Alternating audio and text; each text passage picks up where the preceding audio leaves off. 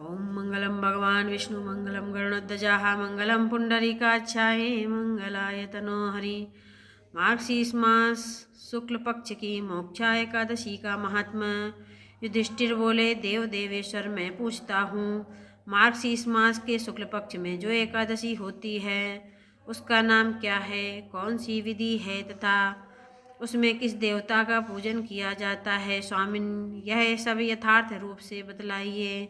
श्री कृष्ण ने कहा, नृपश्रेष्ठ, मार्गशीर्ष मास के कृष्ण पक्ष में उत्पत्ति उत्पन्ना नाम की एकादशी होती है, जिसका वर्णन मैंने तुम्हारे समक्ष कर दिया है।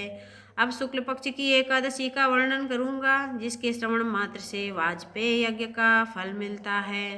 उसका नाम है मोक्षा एकादशी, जो सब पापों का हरण करने वाली है। राजन, उस दिन यत्न पूर्वक तुलसी की मंजरी तथा धूप दीप आदि से भगवान दामोदर का पूजन करना चाहिए। पूर्वोक्त विधि से ही दशमी और एकादशी के नियम का पालन करना उचित है। मोक्षा एकादशी बड़े बड़े पातकों का नाश करने वाली है।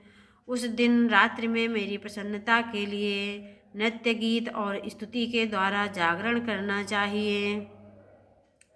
जिसके पितर पापवश नीच योनि में पड़े हों, वे इसका पुण्य दान करने से मोक्ष को प्राप्त होते हैं, इसमें तनिक भी संदेह नहीं है। पूर्व काल की बात है, वैष्णवों से विभूषित परम रमणीक चंपक नगर में वैखानस नामक राजा रहते थे। वे अपनी प्रजा का पुत्र की भांति पालन करते थे। इस प्रकार राज्य करते हुए राजा ने एक दिन स्वप्न में अपने पितरों को नीच योनि में पड़ा हुआ देखा। उन सबको इस अवस्था में देखकर राजा के मन में बड़ा विस्मय हुआ और प्रातःकाल ब्राह्मणों से उन्होंने उस स्वप्न का सारा हाल कह सुनाया। राजा बोले, ब्राह्मणों, मैंने अपने पितरों को नरक में गिरा हुआ देखा है। वे बारंबार रोते हुए मुझसे यूँ कह रहे हैं कि तुम हमारे तनुज हो, इसलिए इस नरक समुद्र से हम लोगों का उद्धार करो। द्विजवरों, इस रूप में मुझे पितरों के दर्शन हुए हैं, इससे मुझे चैन नहीं मिलता। क्या करूं, कहाँ जाऊं, मेरा हृदय रुंधा जा रहा है। द्विजोत्तमों, वह व्रत, वह तप और वह योग जिससे मेरे पूर्वज तत्काल नरक से छुटकारा पा जाएं, बताने की कृपा करें। मुझ बलवान और साहसी पुत्र के जीते जी मेरे माता पिता घोर नरक में पड़े हुए हैं, अतः ऐसे पुत्र से हमें क्या लाभ। ब्राह्मण बोले, राजन, यहाँ से निकट ही पर्वत मुनि का महान आश्रम है। वे भूत और भविष्य के ज्ञाता भी हैं। नृपश्रेष्ठ, आप उन्हीं के पास चले जाइए। ब्राह्मणों की बात सुनकर महाराज वैखानस शीघ्र ही पर्वत मुनि के आश्रम पर गए और वहाँ उन मुनि श्रेष्ठ को देखकर उन्होंने दंडवत प्रणाम करके मुनि के चरणों का स्पर्श किया। मुनि ने भी राजा से राज्य के सातों अंगों की कुशल पूछी। राजा बोले, स्वामिन, आपकी कृपा से मेरे राज्य के सातों अंग सकुशल हैं, किंतु मैंने स्वप्न में देखा है कि मेरे पितर नरक में पड़े हुए हैं।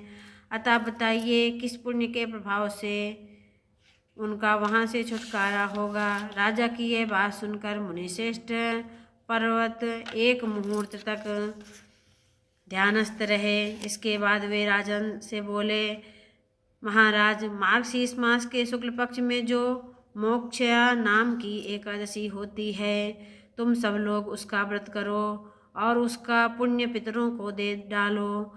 उस पुण्य के प्रभाव से उसका नरक से उद्धार हो जाएगा।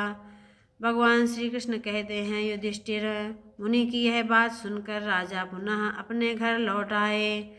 जब उत्तम मार्गशीर्ष मास आया, तब उस वैखानस ने मुनि के कथनानुसार मोक्षा एकादशी का व्रत करके उनका पुण्य समस्त पितरों को दे दिया। पुण्य देते ही क्षण भर में आकाश से फूलों की वर्षा होने लगी। वैखानस के पिता पितरों सहित नरक से छुटकारा पा गए और आकाश में आकर राजा के प्रति यह पवित्र वचन बोले, बेटा, तुम्हारा कल्याण हो। यह कहकर वे स्वर्ग में चले गए। राजन, जो इस प्रकार कल्याणमयी मोक्षा एकादशी का व्रत करता है, उसके पाप नष्ट हो जाते हैं और मरने के बाद वह मोक्ष प्राप्त कर लेता है। यह मोक्ष देने वाली मोक्षा एकादशी मनुष्यों के लिए चिंतामणि के समान समस्त कामनाओं को पूर्ण करने वाली है। इस महात्म्य के पढ़ने और सुनने से वाजपेय यज्ञ का फल प्राप्त होता है। बोलिए विष्णु भगवान की जय।